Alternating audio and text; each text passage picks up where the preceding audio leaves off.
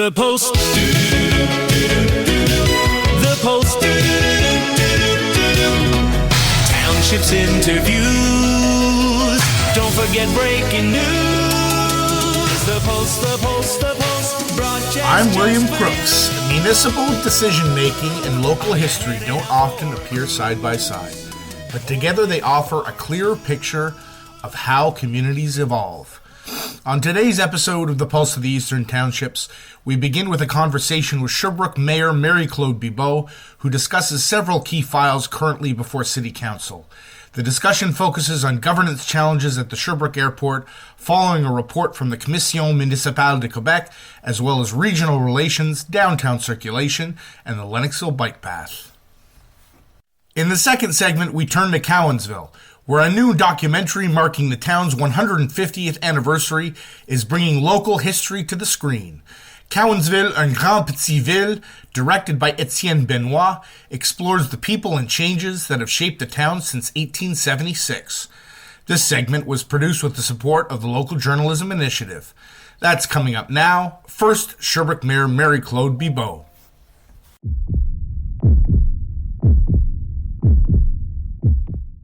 I'm William Crooks, and this is CJMQ 88.9 FM. Governance issues at the Sherbrooke Airport have put the city under scrutiny following a Commission municipale de Québec report, but the airport is just one of several major files on the mayor's desk. I spoke with Sherbrooke Mayor Marie-Claude Bibeau about the airport's future, economic development, relations with neighbouring municipalities, the Ascot-Lennox Forest, downtown circulation, and the ongoing debate over the Lennoxville bike path. Here's that conversation. Mayor Marie-Claude Bibeau, the Sherbrooke Airport has a new DG, it's gotten rid of its old board, it has a new board, but some critics are saying that the neighbouring municipality of Cookshire-Eaton was not properly consulted about those changes. What's your response? Well, we're talking about a corporation that is fully owned by the municipality of Sherbrooke, but we have one member who's an observer who represents the MRC of Le Haut-Saint-François. We're looking at the airport from four different angles. First, we have to follow up on the reports from the municipal commission. So the Director General and the Transitional Board of Directors is working on that first.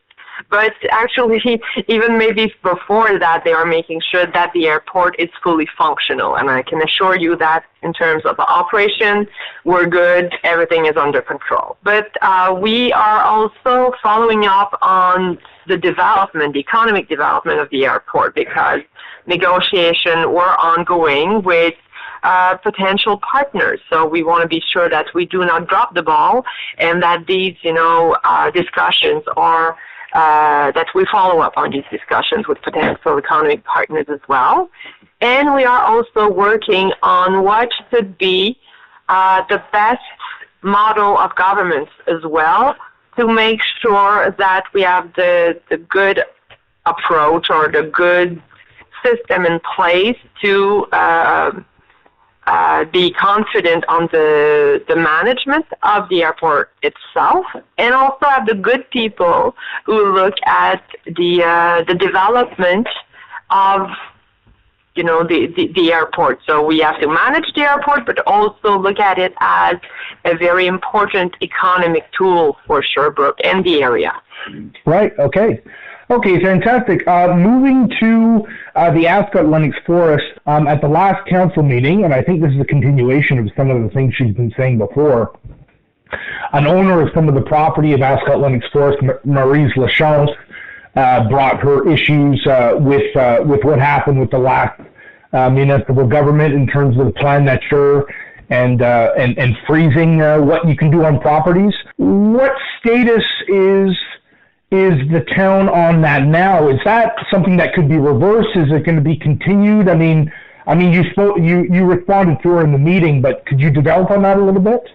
Well, I've had the opportunity to meet with Madame Lachance and a certain number of owners last summer, and what I've been saying from the beginning is that we will definitely protect a big part of the forest, but there's still space around the site that will be developed.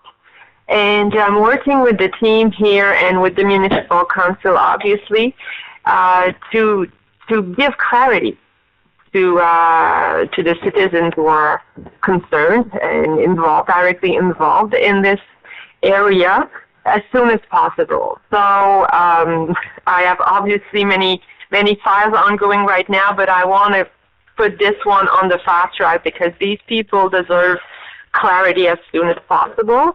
And this is what I've promised Madame Lachance and the other owner of the different lots in this area. As you know, Cafe Faro put out an opinion letter that got a lot of engagement on social media called They Killed Downtown. And then Maison de Cinema runner Alexandre Hurtubise responded in terms of his point basically being that this administration has been a lot maybe better than last year's about dealing with some of the problems with the downtown core. What's the city's position on that issue? How much can you help, and what are you doing differently than maybe they did before? Well, we definitely listen to the businesses in downtown Sherbrooke.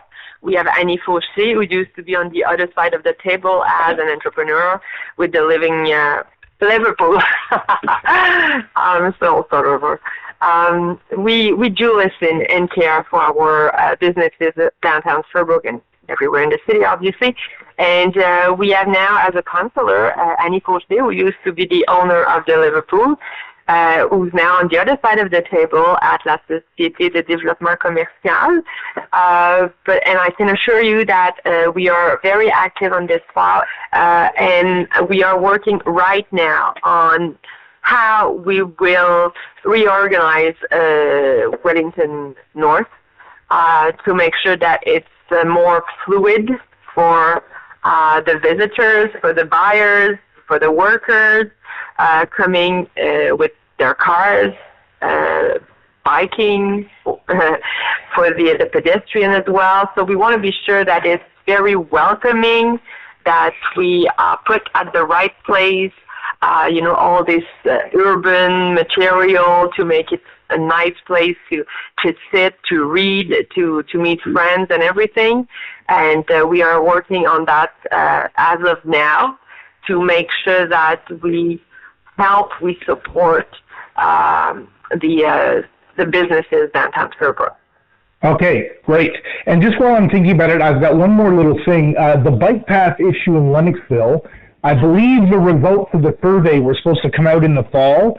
I've been talking to Claude Charon and Bert Collins, and they're saying it's kind of I don't know, maybe up in the air is not the right word, but can you give a kind of update on the timeline for when people might know what's happening there? I know the team are working on that. I've asked them to come back to me with alternative options. What has been presented last summer was definitely not an option that was acceptable. I don't have a specific time frame, so I'll have to get back to you. I'm waiting for the team to come back to me, but I don't think anything will be. I don't want you to say that. I'll ask Amaryllis to double check, but I don't think anything will be done in 2026. Work will be done on paper, yes, but not on the street. That was Sherbrooke Mayor Marie-Claude Bibeau discussing airport governance and operations, economic development, regional coordination, forest protection and development in Ascot Lennox, changes being considered for downtown Wellington North, and where things stand on the Lennoxville bike path. I'm William Crooks, and this is CJMQ 88.9 FM.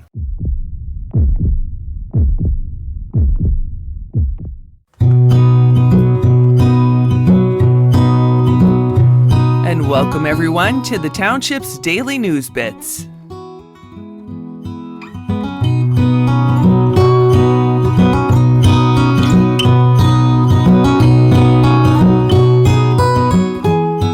I'm Holly Bailey here on the airwaves of 99.1, bringing you news and events that matter to townshippers. This is through the Local Journalism Initiative funded by the Government of Canada. We find ourselves in January 2026, and this year marks the 150th anniversary of Cowansville. Now, according to the MRC of Brome-Missisquoi, Cowansville is considered the socio-economic hub of the MRC, and it offers what they would describe as all the services of a large city, minus the inconveniences such as heavy traffic. To mark this anniversary, the town, or the city as you wish, has embarked on a year-long celebration with various activities and things for people to take in to appreciate the history, the culture, where Cowansville came from, how it came to be, and where it's headed. Part of this celebration is a full-length feature documentary produced by none other than Étienne Benoit, a local Brome-Missisquoi resident who calls Cowansville home. We meet up with Étienne to hear about his project, how it came to be, and what people can expect from a documentary on Cowansville. I must say, it is already highly anticipated, and you'll hear why. I'm so pleased to be sitting down here today with Étienne Benoit. Bienvenue, merci. Merci à vous. Thank you. So you are a townshipper. What is your connection with the townships, or how did you come to be here? I'm born here in 1978. Okay. And, I live in Cowansville, and I'm an elementary school teacher, and I very like my region. So you're an elementary school teacher in the Cowansville area? Yes, on my street. Oh, that's amazing. Not too far. Not too far. On dit ça, c'est la meilleure façon de faire sa vie when you can, Oui. you know, you're close to your work and intégré dans ta communauté. Absolument, oui. So I'm speaking with you here today on your new documentary. And so I just want to take a step back. That is not your full-time job. This is a hobby, un passion, c'est ça? That's a hobby. I very like this to meet some people and make some research about the history of our region, Brome-Missisquoi, and have some partners to help me in different things. So kind of like biologists for some documentaries or archivists for history. Okay. So how did this start? I heard you kind of started working with your students in a casual way. Could you tell us about that? When I started, it was just like I think a lot of teachers who make a little movie with children, with students, just to show at parents what we make in classroom. But when I moved close to Lac d'Avignon 10 years ago, j'ai participé au comité de protection du lac d'Avignon. Puis j'ai décidé de faire un documentaire sur les ruisseaux qui arrivent au lac d'Avignon. Et c'est comme ça que ça a commencé. It's like this. So the basin and the watershed that feeds into d'Avignon Lake, you started to make documentaries. How many did you make on that particular topic? The first one was about the Lac d'Avignon history. Okay. And after that, I make 4 documentary about the stream. The first one, the Jackson River, after the Yamaska River, after Westover. C'est un ruisseau qu'on a nommé parce qu'il n'existait pas, il n'y avait pas de nom. Puis ça l'a fait un documentaire. The old locals know it, you know, from the Westovers and Sutton and the farms and stuff. That's amazing. And the last one is the North Branch stream, river. Okay. Yes. And they all feed into Lac d'Avignon, c'est ça? That's it, yeah. Okay, so it was a love for nature and history and wanting to protect la beauté et mise en valeur comme les lieux autour de vous, c'est ça? Oui, absolument. I buy a drone. J'ai acheté un drone to make good images. And mon but, c'est de montrer la beauté des paysages de notre région, de raconter l'histoire, puis que les gens aient le goût de protéger un peu ces ruisseaux-là qui sont très précieux. Absolutely. And that, help furnish our water, all of it. Like, I don't think people are conscious of that. You're drinking this, you're washing in this, this is life. That's it. Vraiment. And so I understand you're self-taught. Absolutely, yes. 5 years ago, with my girlfriend, she's a graphist. Okay. And she helped me to buy my first camera, just a little compact camera. And she learned me how to use it. I make the first documentary. And after another one, and just now it's my first, c'est mon premier long métrage for the cinema. This is a 58-minute documentary. Absolutely. Documentary, I understand. It's called Cowansville, une grande petite ville. C'est ça, exactly. Okay, so this is part of the celebration for the 150th anniversary of Cowansville. It's incredible, right here under our nose. And just speaking with you, I learned some bits about our town's history. But what can people expect from the documentary? Or is there a focus? Or is it a general account? Or c'est quoi le visu? C'est vraiment, on part du début, le premier colon qui est arrivé en 1798, qui s'appelle Jacob Reiter, puis qui a installé sa première petite cabane, puis qui s'est construit un moulin. OK. Puis c'est en ordre chronologique jusqu'à 2025. Et c'est vraiment comme des personnages importants, beaucoup d'anecdotes, parce que ça, c'est intéressant, les anecdotes, ça met des petites histoires rattachées à la ville, puis des événements importants. Puis c'est divisé en 7 chapitres, 7 chapters. OK. It's more easy to absorber, là. To follow the documentary. Yeah. Okay. The story is separated in 7 chapters because it's more easy to understand. And you told me something. I didn't realize that the town of Cowansville, it dates back further than 150 years. That's it. Because, like I said, Jacob Reiter arrived in 1798. Okay, 1798. Yes, Jacob Reiter arrived in 1798. Okay. And it's the start of Cowansville. But ça fait plus que 225 ans. Right. Hein? Ouais. Puis pourquoi on célèbre le 150e anniversaire? C'est parce que en 1876, ça fait 150 ans, Cowansville était dans le canton de Dunham, mais c'était pas une ville indépendante. Et en 1876, Cowansville s'est séparée pour devenir une vraie ville indépendante with the first mayor. The first mayor was James O'Halloran in Cowansville en 1876. Mais Cowansville existait déjà depuis 75 ans. Là. Amazing, but you're saying it was part of Dunham. So it established itself as its own town That's in 1876. Yes. Wow. Yes. Okay, merci pour cela. There's so much to learn. And did you find any little known facts or any fun things or things that surprised you in your découverte, in your research? A lot of things, because I read the book of Michel Rascot. Michel Rascot is the president of Cowansville Historical Society. Oh, okay. And he know the history of Cowansville. It's incredible.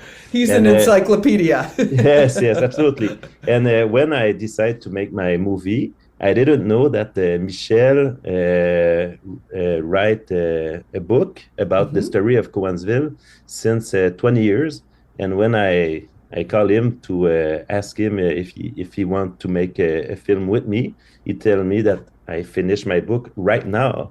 Oh my goodness. It's in impression, sans impression là. Fait que le timing était incroyable. Perfect. Ouais, alors là I read his book. Okay. And j'ai décidé qu'est-ce qu'on utilisait pour faire la trame narrative, pour faire l'histoire. Puis oui, il y a plein de choses incredible, beaucoup d'anecdotes incroyables là, que j'ai voulu mettre, mais je peux pas toutes mettre. Non, donc, pour en apprendre ça. plus, you have to buy the book of Michel Rascot. Talk to your grandparents, tes arrière-grands-parents, and like you're saying, reach back into history. That's it. Yeah. It's so important to know where we come from. That's Étienne Benoit, a cineast, a documentarian by hobby, by passion, who has recently produced Cowansville, une grande, petite ville, that recounts the history of the town that dates back to 1876 and then prior.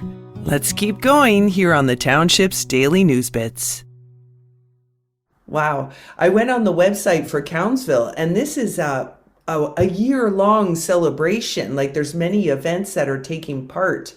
And I just saw historical photos and capsules, and there's a lot going into this, and it's really awesome that you're a part of it, a big part of it.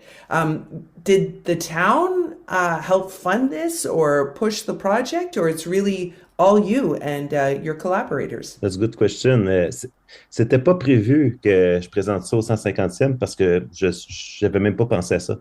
When I asked Michel Resco to make a movie, and my film was finished 1 year ago.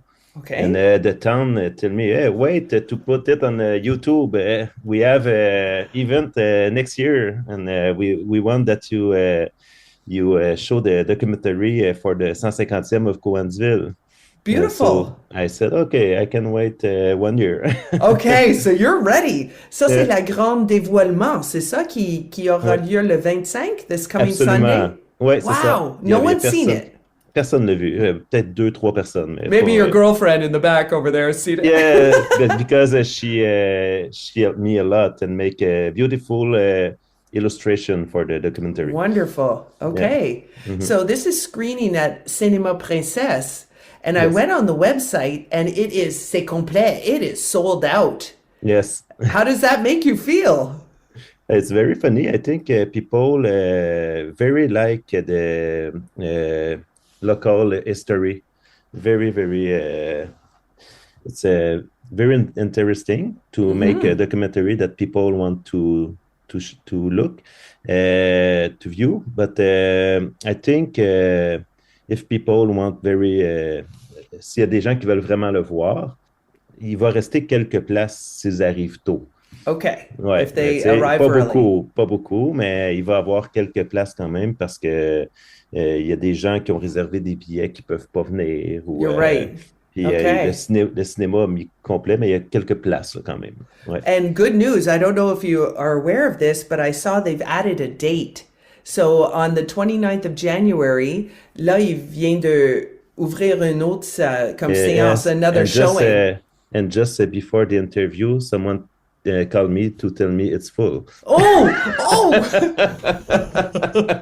Okay, so my next question, Étienne, if people aren't able to go to the screening, how can they see your documentary? Dans quelques semaines, quelques mois, the documentary will be on my YouTube channel. Okay. With a subtitle, English subtitle.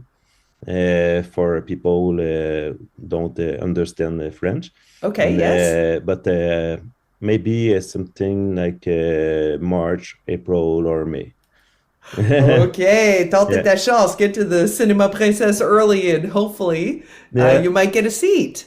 That's really incredible. Are you going to be there in person as well? Absolutely, and maybe it's important to know the town and the Cinéma Princesse. Maybe they will put un quatrième présentation. Okay. Ouais, fait que c'est à surveiller là. Probablement qu'il va y avoir une quatrième journée. That's excellent. I hope to go there with my parents and family. Like years ago, you used to refer to the area as Sweetsburg. You know, the Sweetsburg Hospital and stuff. I wasn't there in that time, but it's like, oh, ça fait pas une génération. You know, there's so much change that happens in a small amount of time. And years ago, people were thinking for the next generations. Et aujourd'hui, on a comme une tendance d'être comme à la minute. So I think it's beautiful that young people, old people are really showing up to see your film, and ça met en valeur. c'est ça qui est intéressant, qu'il y a des enfants beaucoup, puis des personnes plus âgées, puis des adultes. Des gens de tous les âges sont intéressés à venir voir le film. That's Puis great. 58 minutes, ça se passe quand même bien. Divisé en Absolutely. 7. Ouais. Well, do you have any last ideas or thoughts you'd like to leave with us, or something you'd like to mention to the audience? Just the people who like local history can go on my YouTube channel to see my. I have a 10 documentary, and just write my name is Étienne Benoit, and they can see my documentary, and maybe take a chance to come in Cowansville. Maybe have a chance to have place. Yes, for the projection. That's very cool. Thank you so much for investing in our local history. And I'm sure so many people are proud of their town, and Bromissisquoi, les cantons. Merci beaucoup. Absolument. Ben, merci. I hope my English was not too bad. You did great. You did really well. C'est notre communauté. C'est la réalité qu'on vit à la quotidienne. So it's Absolutely. beautiful. Thank you, Étienne. Thank you very much. All the See you. best. Merci. Okay, you too. Bye. That was documentarian Étienne Benoit speaking about his first full-length feature documentary entitled Cowansville, une grande petite ville. The premiere takes place at Cinéma Princesse at 141 Main Street, Rue Principale. You are encouraged to reserve your tickets online, and they did indeed add a fourth screening on Sunday the 25th at 7 p.m.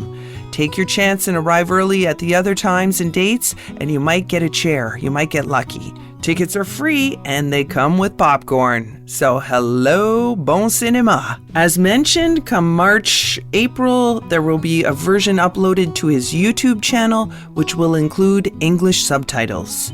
We wish Cowansville a very rich and meaningful 150th anniversary and year-long celebration. And we thank everyone for tuning into 99.1, your community radio station.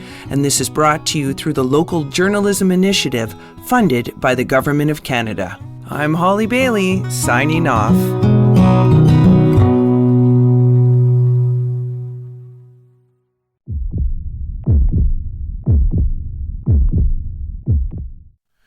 That concludes this episode of the Pulse of the Eastern Townships broadcast. In our first segment, Sherbrooke Mayor Marie-Claude Bibeau addressed several major municipal issues, including airport governance, regional cooperation, downtown circulation, and active transportation in Lennoxville. In our second segment, we explored Cowansville's 150th anniversary through the documentary Cowansville, une grande petite ville, directed by Étienne Benoit. The second segment of this episode was produced with the support of the Local Journalism Initiative. Full coverage, photos, and related reporting are available at pulsetownships.com. I'm William Crooks. Thanks for listening, and always remember, keep that finger on the pulse. The Post. Townships interviews. Don't forget breaking news. The Post, the Post, the Post, broadcast just for you. Are you heading out for a cruise? Or lying there for a snooze? The Post, the Post, the Post, broadcast just for you. Hey, I know that guy. Hey, I know that gal too. The Post, the Post, the Post, broadcast just for you.